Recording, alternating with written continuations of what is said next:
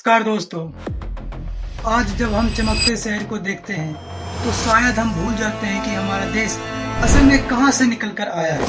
1950 की बात है, जब भारत के लगभग 60 से 63% ग्रामीण परिवार पूरी तरह कच्ची संरचनाओं, कच्चे मकानों में रहते थे। वे सिर्फ घर नहीं थे, वे करोड़ों लोगों का पूरी जिंदगी की जमा पूंजी थी, जो हर बारिश और आंधी में कांपती थी। दशकों तक वे संघर्ष चले। तो चलिए आज हम जानते हैं कि 1950 से 1916 तक आखिरकार क्या हुआ था। बीते सालों ने बहुत कुछ देखा, फिर समय बदला, सरकारी तंत्र ने करवट ली और 1985 में इंदिरा आवास योजना से एक उम्मीद जगी थी। लेकिन बजट की कमी और बिचौलियों के कारण 29 सालों का वो लंबा सफर सिर्फ 3.25 करोड़ से 3.5 करोड़ ग्रामीण मकानों के निर्माण तक ही सीमित कर रह गया। एक बड़ा तबका आज भी कड़ाके की ठंड और बरसात में अपने कच्चे घरों को बचाने की वही पुरानी जिद्दोजहद कर रहा था। फिर इतने सालों के लंबे संघर्ष के बाद आता है साल 2016। यह वो साल था जब करोड़ों लोगों की धड़कनों में एक उम्मीद का दिया जला। प्रधानमंत्री आवास योजना की शुरुआत हुई।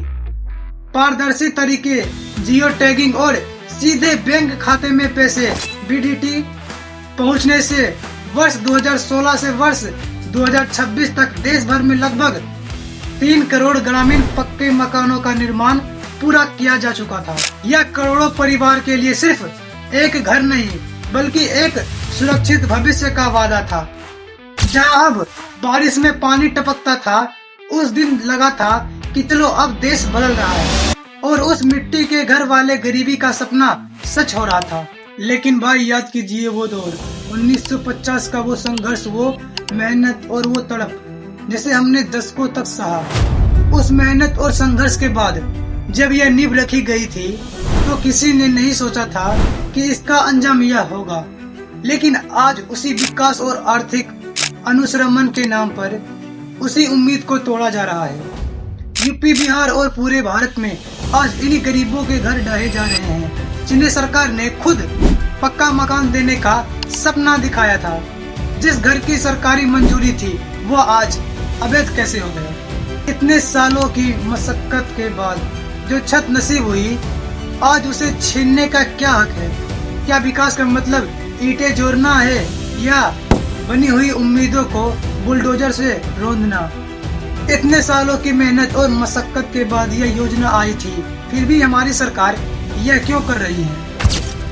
अब सवाल यह है कि आखिर इस तबाही का हल क्या है। प्रशासन को अतिक्रमण के नाम पर नहीं, बल्कि पुनर्वास के नाम पर सोचना होगा। घर गिराने से पहले कानूनी नोटिस देना और परिवारों को कहीं और बसाने की जिम्मेदारी सरकार की होनी चाहिए। हमें ऐसे मामलों में सोशल ऑडिट की मांग करनी होगी ताकि सच्चाई सामने आ सके। इतिहास गवाह है कि जब जब नींव कमजोर हुई है, महल ढह गए हैं।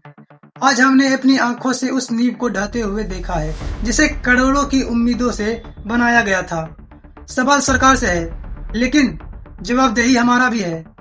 अगर आज हम चुप रहे तो आने वाली पीढ़ियां हमसे पूछेगी कि जब गरीबों का आशियाना उजाड़ा जा रहा था तब तुम क्या कर रहे थे। इस वीडियो को सिर्फ शेयर मत करना, इसे एक गवाह की तरह संभाल कर रखना। जस्टिस वॉरियर की इस मुहिम के साथ खड़े हो जाओ, क्योंकि इतिहास चुप रहने वालों को नहीं, सवाल पूछने वाले को याद रखती है।